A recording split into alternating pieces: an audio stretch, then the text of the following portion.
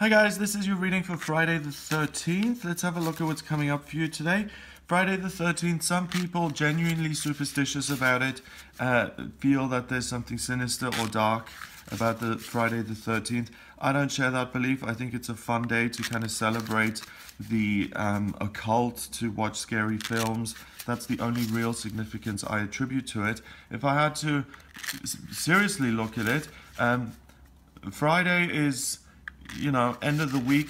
Some people would start the week on a Sunday, some people would start on a Monday. I would say that's the number 5 of Friday, which is about freedom. And then 13th, 1 and 3 is 4, and that's about stability and security.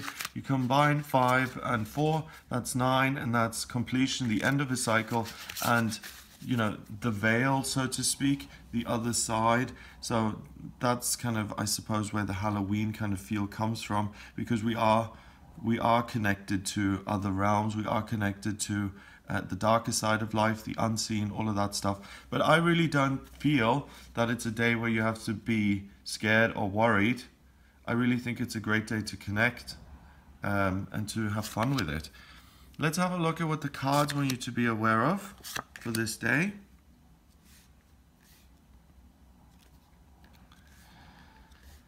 Okay, so we have, first of all, we have the Ace of Pentacles in reverse, beautifully drawn here. The Ace of Pentacles is a blessing from the universe.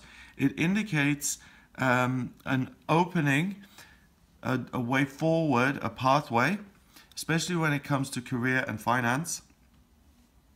And any physical matters like housing, your physical health, your environment, that's in reverse. And what that means is that that should not be the priority so much, especially when it's in regard to what already is. Your circumstances as they are. My house, my health, my job, as they are. Don't pay so much attention to those today. Change your perspective around. And I love his cute little red pants there. Change the perspective and look at what you want the existing circumstances to be in future. So that's really interesting, because yesterday we had this really complicated full moon in Cancer, which was super emotional. Now, Friday, Saturday, Sunday, we're entering a time which is much more about being grounded and practical and really getting back to basics. Have a look at that full moon video to see what's been going on.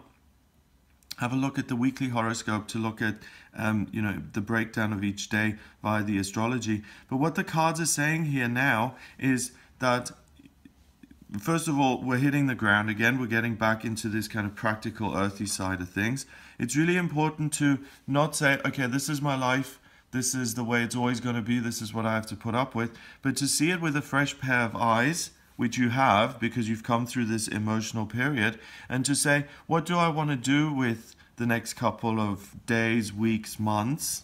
What plans do I want to make, and how do I want my world to look?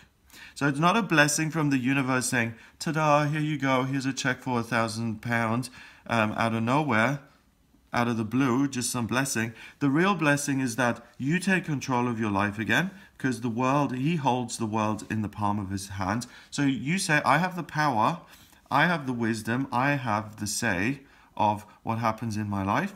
I'm looking out at my options, and I'm going to pick the way things are going to be.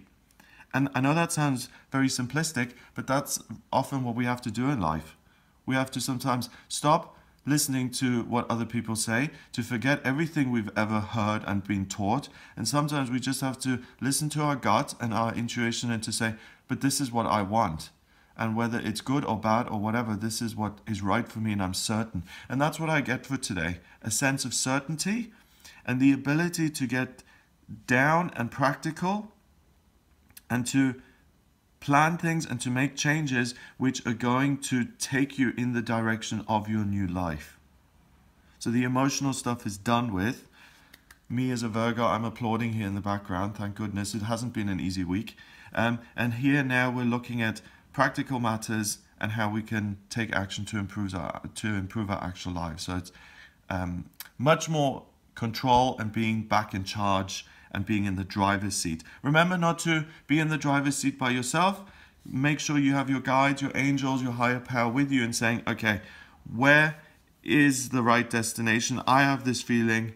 Check in with your guides and see, what, don't ask the question, what should I do with my life? What should we do with this life?